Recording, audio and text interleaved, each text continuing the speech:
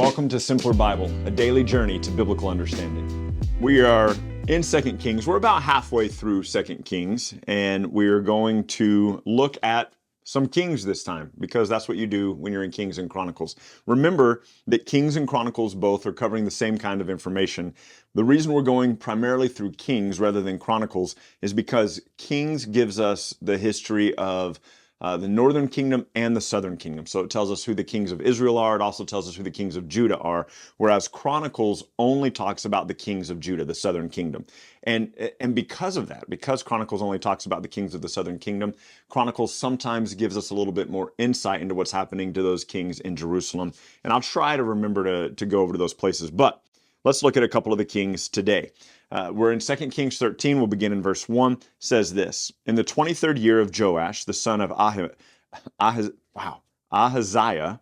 There's like three of these guys whose names are all similar, and there's Amaziah, and there's Azariah, and I always get tongue-tied.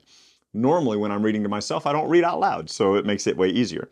In the 23rd year of Joash, the son of Ahaziah, king of Judah, Jehoahaz, the son of Jehu, began to reign over Israel in Samaria. And he reigned 17 years. So remember, Israel and Samaria, also called Ephraim, all right? That's the northern kingdom. Israel was the northern kingdom. That's the nation of Israel. Samaria is the capital city, and primarily the kings of Israel were from the tribe of Ephraim. So all three of those names mean the northern kingdom. He did what was evil in the sight of the Lord and followed the sins of Jeroboam, the son of Nebat, which he made Israel to sin, and he did not depart from them. Remember, Jeroboam is the first king of the northern kingdom of Israel. And the anger of the Lord was kindled against Israel, and he gave them continually into the hand of Hazael, the king of Syria, and into the hand of Ben-Hadad, the son of Hazael. You might remember that Elisha, the second, right? Elisha said to Hazael, when Hazael said, hey, is Ben-Hadad going to recover from his sickness? He said, tell him he's going to recover from his sickness. But then Elisha begins to weep, and Hazael says, what's wrong? And he goes, well, I know that you're actually going to become the king, and you're going to do horrible things to the people of Israel. And Hazael said, what am I? Just a dog who could do all these amazing things. And the amazing things were killing women and children and all this kind of stuff. So Hazael the next day kills his king, Ben-Hadad, and then Hazael, in this weird kind of ironic sort of, I don't know, it's kind of strange, Hazael names his son Ben-Hadad after the man he murdered. And so Hazael, Ben-Hadad, there's a Ben-Hadad, Hazael, Ben-Hadad, all kings of Syria in Damascus, wicked kings. There's so much information in the Bible. Don't feel like you have to keep it all in your head. It's really okay. Verse 4. Then Jehoahaz sought the favor of the Lord, and the Lord listened to him, for he saw the oppression of Israel and how the king of Syria oppressed them. Therefore the Lord gave Israel a savior, so that the people escaped from the hand of the Syrians, and the people of Israel lived in their homes as formerly. Now, we're not told really a lot about that, but it's kind of like in the day of the judges when God would give them a deliverer to rescue the people. Verse 6. Nevertheless, they did not depart from the sins of the house of Jeroboam, which he made Israel to sin, but they walked in them, and the Asherah poles, also remained in Samaria. For there was not left to Jehoahaz an army of more than 50 horsemen and 10 chariots and 10,000 footmen. This is a very, very small army, considering that in the days of Ahab, the army was 700,000. The army used to be 700,000, and now he's down to 10,000 soldiers. For the king of Syria had destroyed them and made them like dust at the threshing. Now the rest of the acts of Jehoahaz and all that he did and his might, are they not written in the book of the Chronicles of the kings of Israel? So Jehoahaz slept with his fathers, and they buried him in Samaria, and Joash his son reigned in his place. In the 37th year of Joash, king of Judah, Jehoash, the son of Jehoahaz, began to reign over Israel and Samaria, and he reigned 16 years. He also did what was evil in the sight of the Lord, and he did not depart from all the sins of Jeroboam, the son of Nebat, which he made Israel to sin, but he walked in them. Now the rest of the acts of Joash, we're not even going to talk about what this guy did, because he was wicked, he didn't do very much, let's skip him. And the might of which he fought against Amaziah, the king of Judah, are they not written in the book of the Chronicles of the kings of Israel? So Joash slept with his father. And then we come down here to the death of Elisha the second, right? Now, when Elisha had fallen sick with the illness to which he was to die, Joash, the king of Israel, went down with him and wept before him, crying, my father, the chariots of Israel and its horsemen.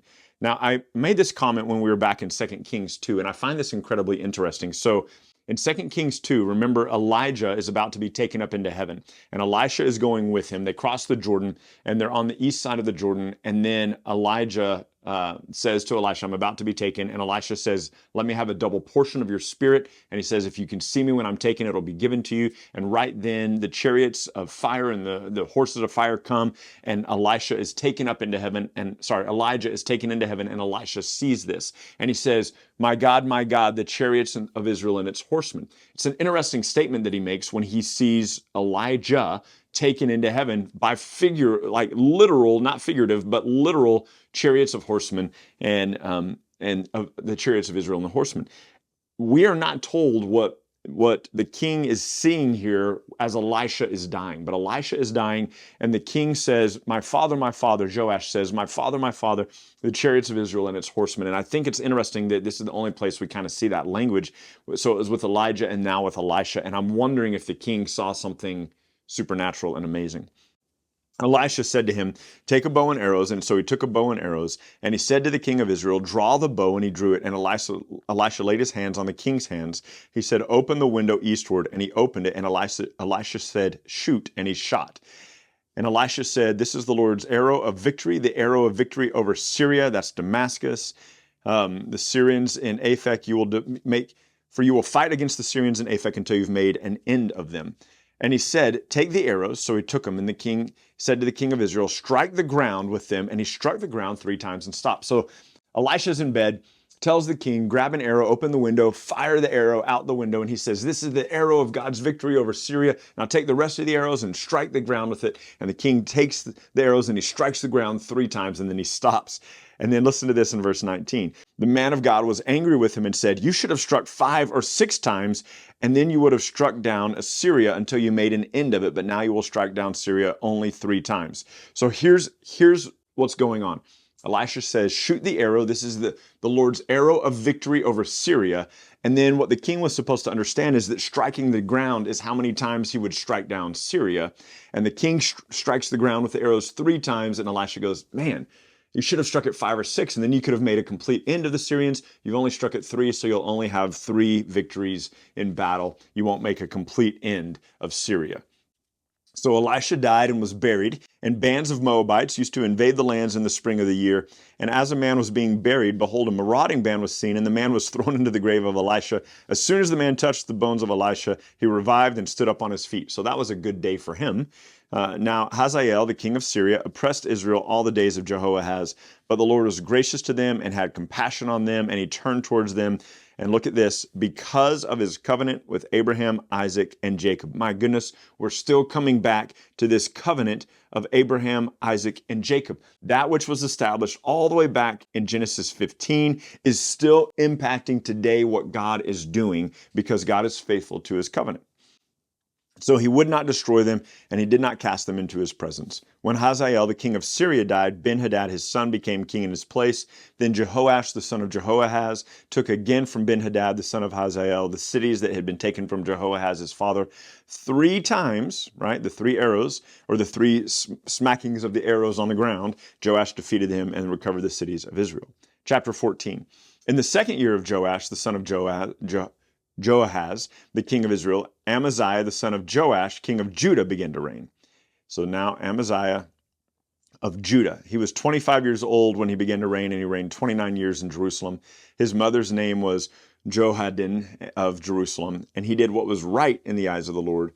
Yet, not like his father David, he did all things as Joash his father had done. But the high places were not removed, and the people still sacrificed and made offerings on the high places. Remember where the high places came from. We've talked about that a little bit before. The high places were the places where initially Samuel would make this circuit to 4 different cities, and the people would come there and worship, and they would meet with God. And those high places, when the temple was built in Jerusalem, were kind of done away with, but people continued to use them as places of worship instead of going to the temple.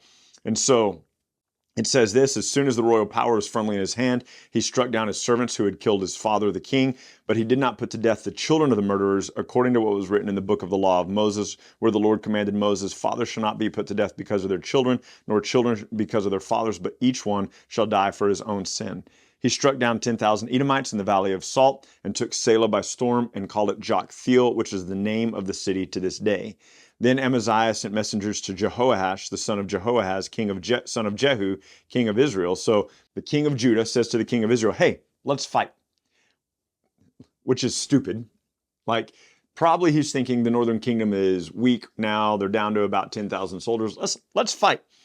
Jehoash, king of Israel, sent word to Amaziah, king of Judah, a little thistle in Lebanon sent to a cedar in Lebanon, saying, give your daughter to my son for a wife. And a wild beast of Lebanon passed by and trampled down the thistle. In other words, you're a little thistle and I'm a big cedar. Why are you messing with me? He goes, you have indeed struck down Edom, and your heart has lifted you up. Be content with your glory. Stay at home, for why should you provoke trouble so that you and Judah fall with you? But Amaziah would not listen, so Jehoash, king of Israel, went up, and he and Amaziah, the king of Judah, faced one another in battle, and Judah was defeated by Israel, and every man fled to his own home. So Amaziah, the son of Joash, king of Judah, lived 15 years after the death of Jehoash, the king of Israel. The rest of the deeds of Amaziah, are they not written in the book of the Chronicles? And then we're going to come down here, and it says this in verse 21. All the people of Judah took Azariah, who was 16 years old, and made him king instead of his father. Now, Azariah is also going to be called Uzziah. All right, that's going to be used interchangeably. It's not even close. And we're like, man, who is this guy? Who's this Uzziah guy? It's Azariah, Azariah, Uzziah, Uzziah, Azariah. It's Peter, and also being called Simon, right? It's Saul and Paul. These guys were known by two names. So he built these cities, and listen to what it says in verse 23. In the 15th year of Amaziah, the son of Joash, king of Judah, Jeroboam, the son of Joash, king of Israel, began to reign, and he reigned 41 years. He did what was evil in the sight of the Lord. He did not depart from all the sins of Jeroboam. And so look what it's going to say down here, all right? About the Lord. It says in verse 26, the Lord saw the afflictions of Israel, and he saw that they were very bitter, and there was none left, bond or free, and there was none left to help. But the Lord had not said that he would blot out the name of Israel from under heaven, so he saved them by the hand of Jeroboam. So again, God is being faithful, even though the people of God are not being faithful. And then let's come back down here to 2 Kings 15. In the 27th year of Jeroboam, king of Israel, Azariah, the son of Amaziah, king of Judah, began to reign. He was 16 years old. This is the same guy, Uzziah, we talked about a moment ago. 16 years old when he began to reign, and he reigned 52 years in Jerusalem. This is one of the longer kings that we have. He did what was right in the eyes of the Lord, according to all that his father Amaziah had done. Nevertheless, the high places were not taken away. The people still sacrificed and made offerings on the high places. They've been doing this since the days of Samuel. And the Lord touched the king so that he was a leper to the day of his death. There's more information about this in the book of Chronicles. And Azariah does some stuff that he's not supposed to do, and he makes some offerings that he's not supposed to make. He comes into the temple and tries to make his own offerings before the Lord. And as a result, leprosy breaks out on his forehead, and the priests rush him out of the temple, and he rushes out of the temple, and he's a leper till the day of his death. Jump down here to verse 8. In the 38th year of Azariah, king of Judah, Zechariah, the son of Jeroboam, reigned over Israel in Samaria for 6 months, short kingship. And then verse 10, Shallum, the son of Jebesh, conspired against him and struck him and put him to death and reigned in his place. And it says, Shallum, the son of Jabesh, began to reign in the 39th year of Uzziah, king of Judah, and he reigned 1 month. So you'll notice this, we've got a 6-month reign, and we've got a 1-month reign. Neither of those are as short as Zimri's reign, right? Remember Zimri, he reigned for 7 days. And so then Menahem, the son of Gadi, came up from Tirzah. He came to Samaria. He struck down Shallum and put him to death. In the 39th year of Azariah, king of Judah, Menahem, son of Gadi, began to reign over Israel, and he reigned 10 years. And so this is all now when Assyria is about to start attacking the northern kingdom. We're going to go through several other kings. And you have these different kings in here, all these kings of Israel, and they continue to reject God. And what we are getting to is the northern kingdom is about to be destroyed. And so all of these kings of Israel, they're getting worse and worse and worse. We're getting down to the last king of Israel, and now the northern kingdom of Israel is going to be destroyed. God was patient with them. He bore with them. He saved them. He didn't blot them out. But now their sin has reached a pinnacle, has reached kind of this height. And so God is about to be done with the northern kingdom of Israel. A lot of kings. Look, we kind of have to just muscle through this sometimes and get through some of the kings. I promise you, though, it is setting up something crazy that God is about to do. And we have some really cool stuff we're going to look at tomorrow as we continue in 2 Kings 16 and 17. Join us then. Thank you so much for journeying with us today at Simpler Bible. Together, you and I have looked at another passage of Scripture and come to know the Bible a little bit better and enjoy God more fully. This video, along with all of our videos, can be found at simplerbible.com, where you can enjoy our Through the Bible in a Year course. You can also enjoy a wealth of resources, blog posts that take you a little bit deeper into the text, a Bible study format that you can use with your small groups or your family, and we're creating new content all the time, all with the commitment to help us be people who know and enjoy God more fully. Thank you so much for being part of it, and we can't wait to see you next time.